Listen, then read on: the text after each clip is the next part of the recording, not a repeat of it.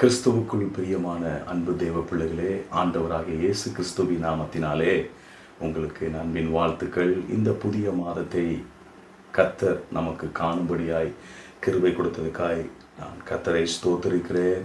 கடந்த மாதங்கள் முழுவதும் தேவன் உங்கள் ஒவ்வொருவரையும் அற்புதமாய், ஆச்சரியமாய், அதிசயமாய் நடத்தி வந்திருக்கிறார். அதே போல் இந்த புதிய மாதத்திலும் கர்த்தர் நம்மை வழி நடத்த, ஆச்சரியமாய் மாற்ற அவர் போதுமான தேவனாய் இருக்கிறார். ஆகவே தான் இந்த புதிய மாதத்திலே உங்களையும் என்னையும் கர்த்தர் நிறுத்தி வைத்திருக்கிறார், அவருடைய மகிமையை பார்க்க.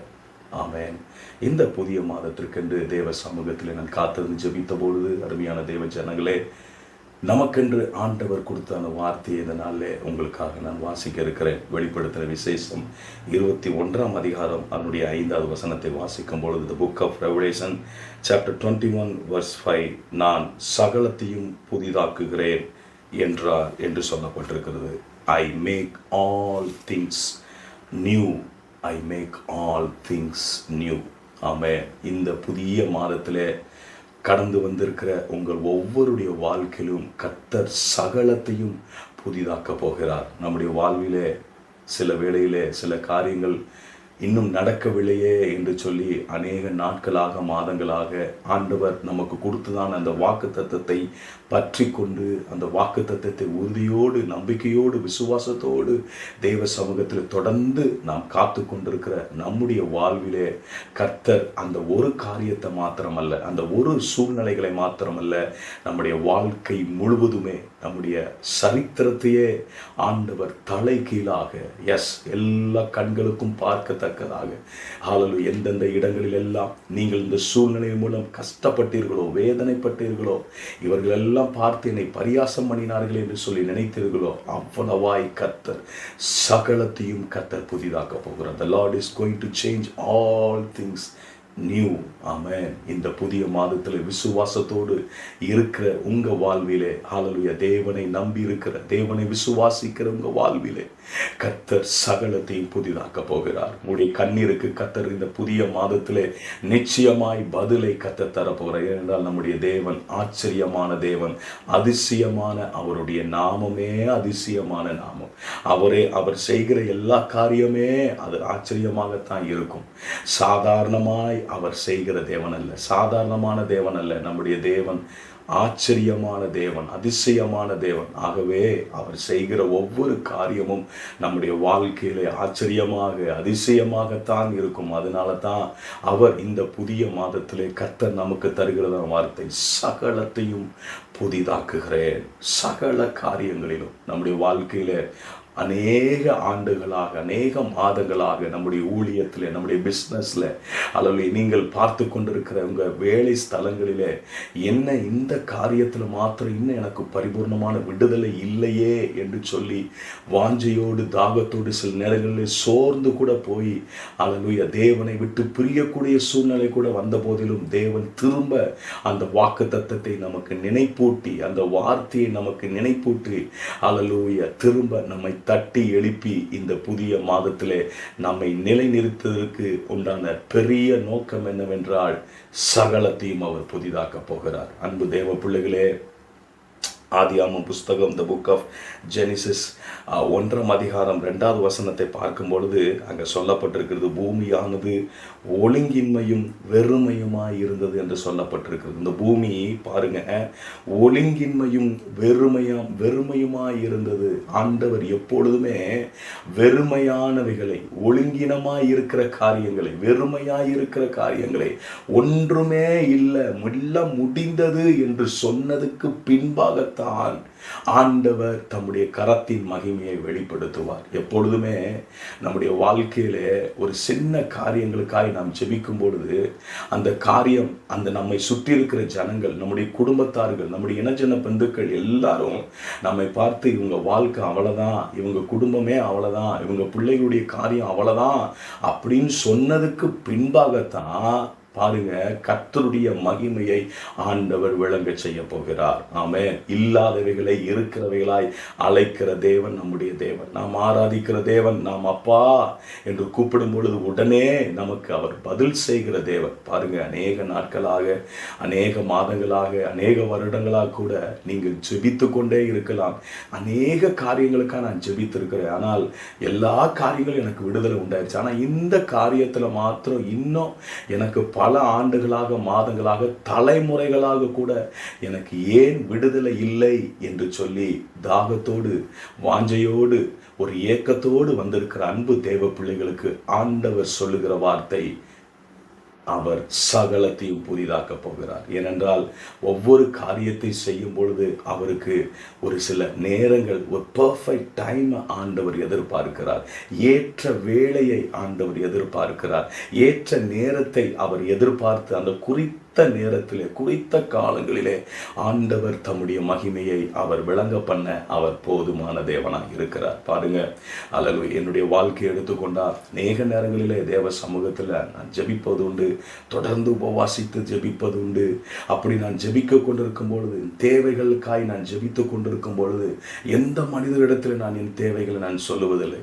என் தேவைகளை கர்த்தருடைய சமூகத்தில் நான் சொல்லும் பொழுது பாருங்க, அந்த கடைசி அந்த பணம் முடிகிற வரைக்கும் ஆண்டவர் எந்த ஒரு பதிலும், எந்த ஒரு மாற்றமும், எந்த ஒரு தேவைகளும் சந்திக்கப்படவே படாது. எல்லாம் முடிந்த பிறகு பாருங்க, ஆச்சரியமாய் ஆண்டவர் நாம் நினைப்பதற்கும் வேண்டுவதற்கும் மேலானவைகளை செய்கிற தேவன் பாருங்க, அதிசயமாய் என பல முறை, பல நேரங்களிலே, மாதங்களிலே அல்லேலூயா ஆண்டவர் கிருபையாய் எங்களை, எங்களுடைய குடும்பத்தை, ஊழியர்களை கர்த்தர் மகிமையாய் நடத்தி கொண்டிருக்கிறார் என்று நான் சொல்லுவேன். என்னை பார்த்து அநேகர் ஆச்சரியப்படுவார்கள். அநேகர் என்னை பார்த்து கூட கேட்டு இருக்கிறார்கள், எப்படி நீங்கள் இப்படி செய்கிறீர்கள் என்று சொல்லி கூட கேட்டீர்கள். எல்லாம் அல்லேலூயா தேவனுடைய நாமம் மாத்திரம் மகிமைப்படும்படியாக அவரே எல்லாவற்றையும் முன்னின்று, அவரே நம்முடைய காரியங்களை புதிதாக்கும்படியாக, சகலத்திலும் தேவன் மகிமை அடையும்படியாக, சகலத்தையும் தேவனுடைய நாமம் ஒன்றை உயர்த்தப்படும்படியாகவே அதை அப்படியே செய்து முடிக்கிறார். அதே போல உங்களுடைய வாழ்க்கையிலும் ஹல்லேலூயா அநேக நேரங்களாய் காத்திருந்து தேவ சமூகத்தில் ஜெபிக்கிற உங்கள் வாழ்க்கையில கூட கர்த்தர் மகிமையான காரியங்களை செய்ய அவர் போதுமானவராய் இருக்கிறார். ஒரு காரியத்தை, ஒரு சம்பவத்தை, எல்லாருக்கும் பழக்கப்பட்ட ஒரு காரியத்தை நாம் வேதத்திலிருந்து நான் வாசிக்க விரும்புகிறேன். யோவான் எழுதின சுவிசேஷம், the book of John chapter 2 verse 3, 2ஆம் அதிகாரம் 3வது வசனத்தில் நான் பார்க்கும்போது அங்கே சொல்லப்பட்டிருக்கிறது, கானா ஊர் கல்யாண வீட்டில் அல்லது திராட்சரசம் குறைவாய் இருந்தது, திராட்சரசம் முழுவதுமாய் முடிந்து விட்டது என்று சொல்லுகிறார்கள். பாருங்க, திராட்சரசம் குறைவுபட்ட போது இயேசுவின் தாய் அவரை நோக்கி அவர்களுக்கு திராட்சரசம் இல்லை என்றால் என்று சொல்லப்பட்டிருக்கிறது. திராட்சரசம் குறைவுபட்ட போது இயேசுவின் தாய் அவரை நோக்கி அவர்களுக்கு திராட்சரசம் இல்லை என்றால் என்று சொல்லப்பட்டிருக்கிறது. பாருங்க, அந்த இடத்துல அங்க சரியாய் சொல்லப்பட்டது. குறைவுபட்ட போது இயேசுவின் தாயார் என்ன சொல்லுகிறாங்க அப்படின்னா, திராட்சரசம் இல்லை என்று சொல்லுகிறார்கள். பாருங்க, திராட்சரசம் இல்லை, குறைவுபட்டது, முடிந்து விட்டதுக்கு பின்பாகத்தான் ஆண்டவர் என்ன செய்கிறார், அவருடைய மகிமையை அந்த இடத்துல விளங்க பண்ணுகிறார். அந்த வசனத்தின் அடுத்த பகுதியை நாம் வாசிக்கும் பொழுது, அதற்கு இயேசு, ஸ்திரீயே, எனக்கும் உனக்கும் என்ன, என் வேலை இன்னும் வரவில்லை என்றார் என்று சொல்லப்பட்டிருக்கிறது. பாருங்க, ஆண்டவர் திராட்சரசம் குறைவுபட்ட போது இயேசுவின் தாயார் வந்து சொன்ன மாத்திரத்திலே ஆண்டவர் என்ன சொல்லுகிறார் என்றால், என் வேலை இன்னும் வரவில்லை என்று சொல்லுகிறார். பாருங்க, சில காரியங்களிலே இன்னும் நமக்கு அந்த காரியத்தில் ஒரு விடுதலை இல்லை, அது ஏன் இன்னும் தாமதமாக கொண்டு இருக்கிறது என்று சொல்லி நாம் நினைக்கிறோம். ஆனால் கர்த்தர் என்ன சொல்லுகிறார் என்றால், அவருடைய வேலை இன்னும் வரவில்லை என்று சொல்லுகிறார். பாருங்க, இந்த வேலை இன்னும் வரவில்லை என்று சொன்ன ஆண்டவர், அவர்கள் அப்படி சொன்ன மாத்திரத்தில் 5வது வசனத்தில் போட பிறகு அவருடைய தாய் வேலைக்காரரை நோக்கி, அவர் உங்களுக்கு என்ன சொல்லுகிறாரோ அதன்படி செய்யுங்கள் என்று சொல்கிறார்கள். பாருங்க, அவருடைய தாயார் உடனே அந்த வேலையாட்களை கூப்பிட்டு இயேசு என்ன சொல்கிறாரோ அதன்படி அப்படியே செய்யுங்கள் என்று சொல்லி ஒரு கட்டளையை அங்கு பிறப்பிக்கிறார் ஆண்டவர். நான் நினைக்கிறேன் உண்மையாகவே ஆண்டவர் அவர்கள் என்ன செய்கிறார்கள் என்று பார்ப்பதற்காக, அவர்கள் எப்படி கீழ்ப்படுகிறார்கள் என்று பார்ப்பதற்காக ஆண்டவர் சற்று வெயிட் பண்ணி சற்று கூர்ந்து கவனித்து அதன் பின்பாக தம்முடைய மகிமையை வெளிப்படுத்தியிருப்பார் என்று சொல்லி நான் விசுவாசிக்கிறேன். அன்பு தேவ பிள்ளைகளை பாருங்கள், அதற்கு பின்பாகத்தான் ஆண்டவர் அந்த கச்சாடிகளை நிரப்புகிறார். அங்கே திராட்சை ரசத்தை பாருங்க, ஆண்டவர் முந்தின ரசத்தை பார்க்கணும் பிந்தின ரசம் மகிமையுள்ளதாக ருசியுள்ளதாக கர்த்தர் மாற்றி அந்த ஜனங்கள் எல்லாம் இந்த வசனத்தில் போடப்பட்டிருக்கிறது 10வது வசனத்தில், எந்த மனுஷனும் முன்பு நல்ல திராட்சை ரசத்தை கொடுத்து ஜனங்கள் திருப்தியடைந்த பின்பு ருசி குறைந்ததை கொடுப்பான், நீரோ நல்ல ரசத்தை இதுவரைக்கும் வைத்திருந்தீரோ என்றான் என்று சொல்லப்பட்டிருக்கிறது. நாம் கல்யாண வீடுகளை நாம் பார்த்துருக்கிறோம், நிறைய ஃபங்க்ஷனில் நாம் கலந்துருக்கிறோம். பாருங்கள், ஆரம்பத்தில் அவங்க கொடுக்கும் பொழுது நல்ல ஒரு கன்சிஸ்டன்சியோடு அவங்க கொடுப்பாங்க, நல்ல ஒரு ருசியுள்ள சாம்பாரை கொடுப்பாங்க. அதற்கு நேரம் ஆக ஆக கூட்டங்கள் அதிகரிக்க என்ன செய்வாங்க, அந்த சாம்பாரில் கொஞ்சம் தண்ணியை கலந்து கொதிக்க வைத்திருவாங்க. அப்போ அந்த முந்தின அவங்க பரிமாறுற அந்த சாம்பாரை காட்டிலும் பிந்தின பரிமாறுற அந்த சாம்பார் கொஞ்சம் ருசி கம்மியாகி போயிடுது, ருசி குறைந்து போகிறது. ஆனால் பாருங்க, இயேசுவானவர் அவர்கள் முந்தின ரசத்தை பார்க்கலும் பிந்தின ரசம்தான் அதிக ருசி உள்ளதா இருந்தது என்று சொல்லி மனிதர்கள் சொல்கிறார்கள். அப்படித்தான் நம்முடைய வாழ்க்கையிலே பாருங்க அன்பு தேவ பிள்ளைகளே, தேவனை நம்பி வந்திருக்கிற, தேவனுடைய சத்தத்தை கேட்டுக்கொண்டிருக்கிற அன்பு தேவ பிள்ளைகளே, ஆண்டவர் உங்களுடைய காரியங்களை அவரை தாமதிப்பதில்லை. நம்முடைய தேவன் அவர் தாமதிக்கிற தேவன் அல்ல, அவர் சரியான நேரத்திலே காலத்திலே அல்லேலூயா அவருடைய மகிமையை நம்முடைய வாழ்க்கையிலே வெளிப்படுத்தும்படியாக சகலவற்றிலும் சகல காரியத்திலும் புதிதானவைகளை கர்த்தர் செய்து முடிக்க போகிறார். உங்களுடைய வாழ்க்கையில நீங்கள் இவ்வளவு நாள் அமர்ந்திருந்தது ஒரு குறிப்பிட்ட காரியத்திற்காக அமர்ந்திருந்திருக்கிறீங்க. ஒரு குறிப்பிட்ட காரியம் நிறைவேறணும்னு சொல்லி பல நாட்கள் உபவாசித்துக் கொண்டிருக்கிறீங்க. ஒரு குறிப்பிட்ட சம்பவம், ஒரு குறிப்பிட்ட காரியங்களில் எனக்கு விடுதலை வேண்டும் என்று சொல்லி நீங்கள் அமர்ந்து கொண்டிருக்கிறீங்க.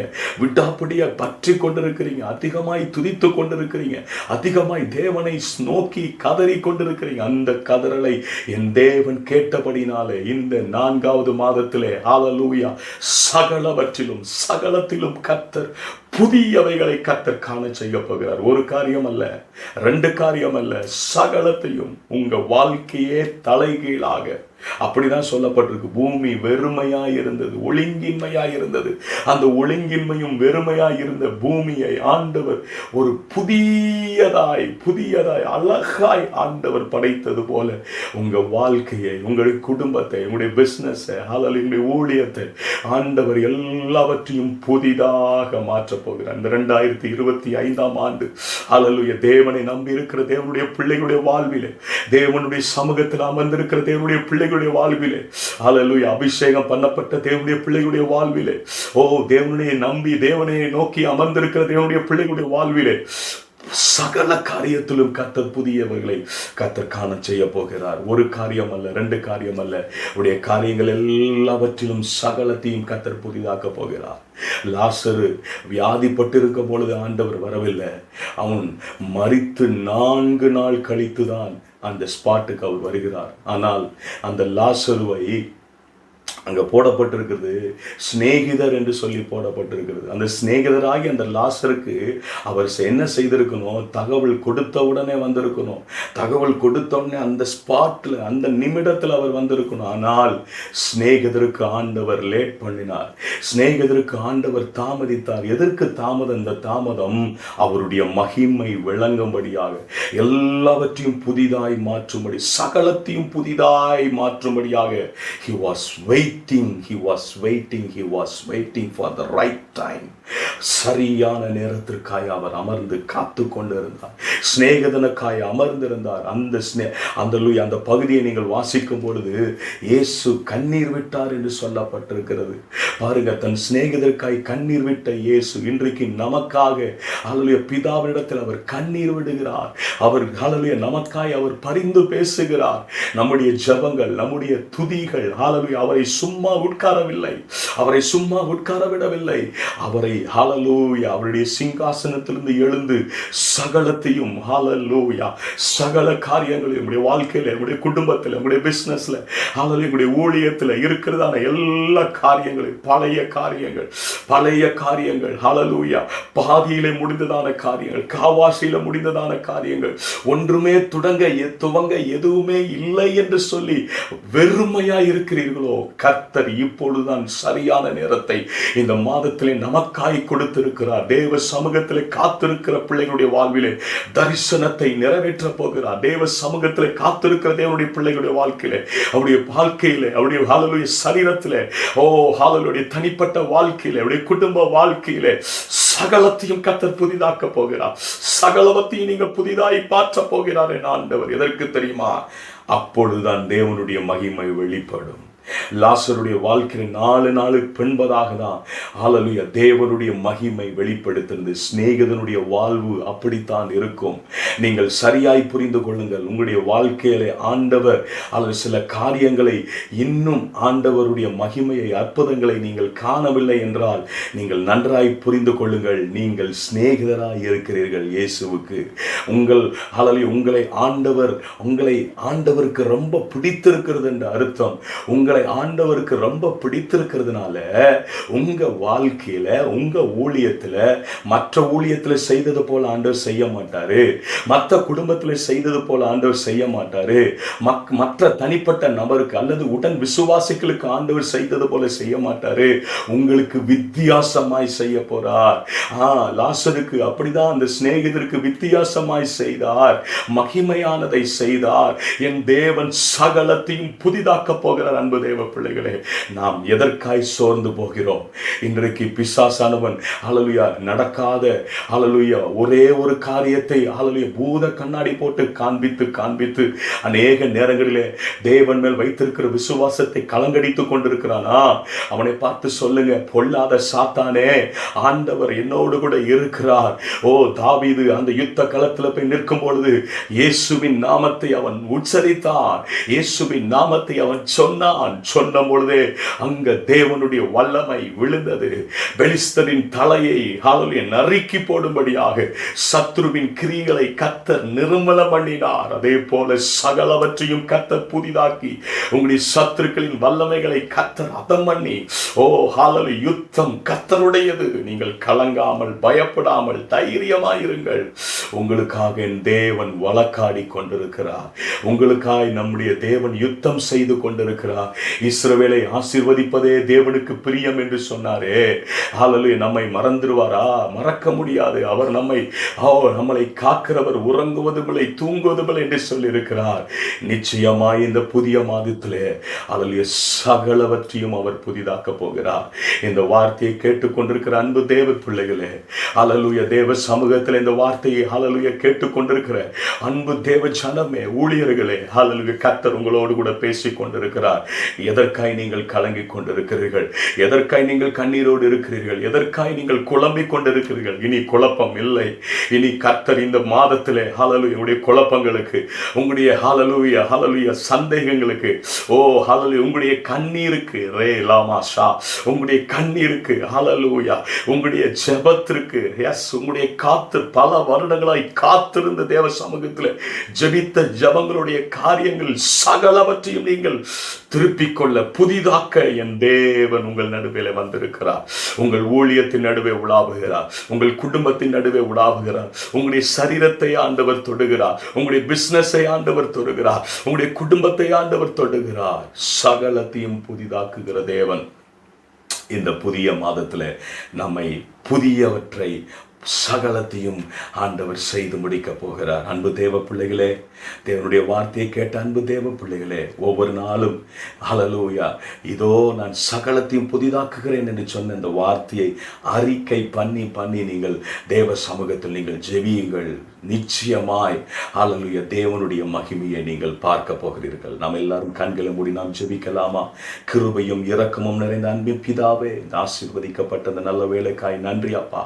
நம்முடைய வார்த்தையை நீர் பேசி நம்முடைய ஜனத்திற்காய் ஸ்தோத்திரம். நீர் அவர்களோடு இடைப்பட்டு இருக்கிறீர்.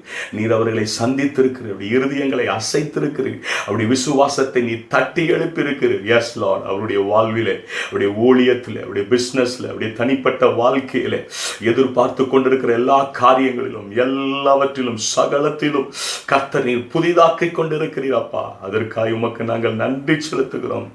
Thank you Jesus. உமக்கு நாங்கள் நன்றி செலுத்துகிறோம்ப்பா. நீர் பெரிய காரியங்களை கர்த்தர் செய்யுங்க. ஒவ்வொருவரையும் கர்த்தர் நீர் சாட்சியாக நிறுத்துகிறதற்காக உமக்கு நன்றி. இதை நாம மாத்திரம் மகிமைப்படட்டும். எங்களை தரமட்டமாக நாங்கள் தாழ்த்துகிறோம். மகிமை, கனம், துதி, ஸ்தோத்திரங்கள் உமக்கே நாங்கள் செலுத்துகிறோம். இரட்சகர் மீட்பருமாய் இயேசுவின் நாமத்தில் ஜெபிக்கிறோம் எங்கள் ஜீவனுள்ள நல்ல பிதாவே. ஆமென், ஆமென். God bless you. கர்த்தர் உங்களை ஆசீர்வதிப்பாராக. ஆமென்.